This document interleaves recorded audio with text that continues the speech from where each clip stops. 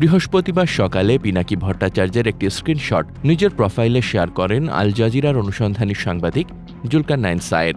সেই পোস্টে সায়ের লিখেছেন, দুনিয়ার সবাই হইল ভারতীয় গুপ্তচর, কিন্তু ল্যাংটা সুলেমান হইল দুধপাত। তিনি ইউরোপ বৈশা সৌদি আরব থেকে ভারতীয় নাগরিক মারফত ভারতে আরেক ভারতীয় নাগরিককে টাকা পাঠান, এমনি এমনি আর কি।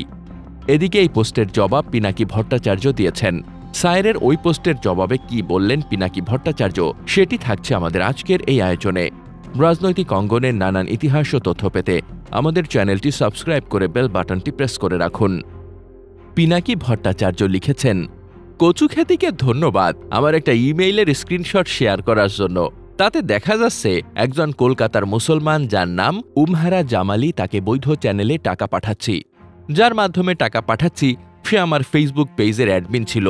কচুখ্যাতি আরেকটু শিক্ষিত হলে বা আরেকটু সার্চ করলে জানতেন এই ভদ্র মহিলা একজন রেসপেক্টেড লেখক এবং ভারতে ইসলামোফোবিয়ার বিরুদ্ধে লড়েন। উমহারা জামিলার একটি লেখা কমেন্ট বক্সে দিলাম। বাংলাদেশে অ্যান্টি ফ্যাসিস্ট লড়াইয়ের ফ্রন্টলাইনাররা উমহারা জামালি এবং ওনার পরিবারকে চেনে। আসিফ নজরুল, আদিলুর রহমান শুভ্র, মাহমুদুর রহমান, এমনকি বিএনপির ওয়াহিদুজ্জামান অ্যাপোলো ওনাকে চেনেন। উনি এবং ওনার পরিবার যতখানি পারেন বাংলাদেশের মুক্তিকামী মানুষকে হাসিনার বিরুদ্ধে লড়াইয়ের ঝুঁকি নিয়েও সাহায্য করেছেন।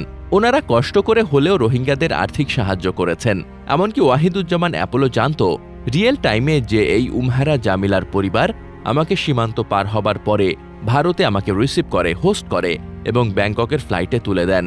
মুজিবুর রহমান মঞ্জুর মোবাইল থেকে সংগ্রহ করা ছবি ফুটেজ ডিজিএফআই এর কাছ থেকে নেওয়াই শুধু না, সম্ভবত পেগাসাসের কল্যাণে আমার মেইল বক্স, মোবাইলের অ্যাক্সেস আর হোয়াটসঅ্যাপের মেসেজ এরা পেয়েছে, কিন্তু জানে না কিভাবে কোনটা আমার বিরুদ্ধে ব্যবহার করবে।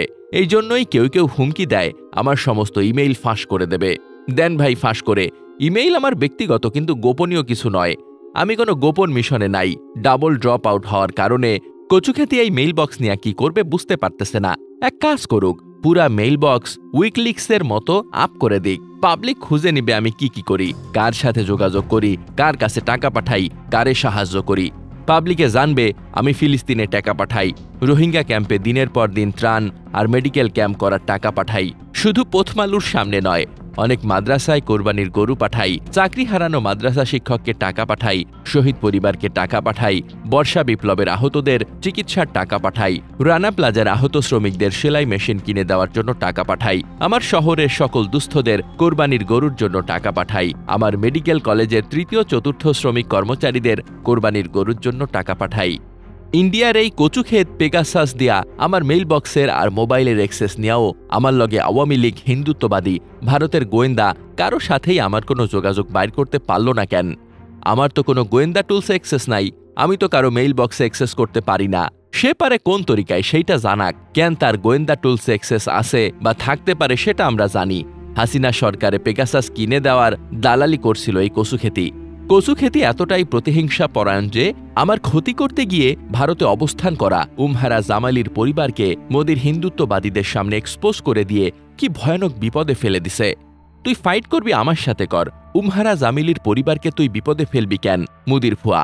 কচুখ্যাতি এইটা চায় যেন উমহারা জামিলির পরিবারের ওপরে গেরুয়া সন্ত্রাসীরা জিঘাংসা নিয়ে ঝাঁপায় পড়ে। একটা মানুষ কতখানি উন্মাদ, নির্বোধ আর প্রতিহিংসা পরায়ণ হইলে এই কাজ করতে পারে।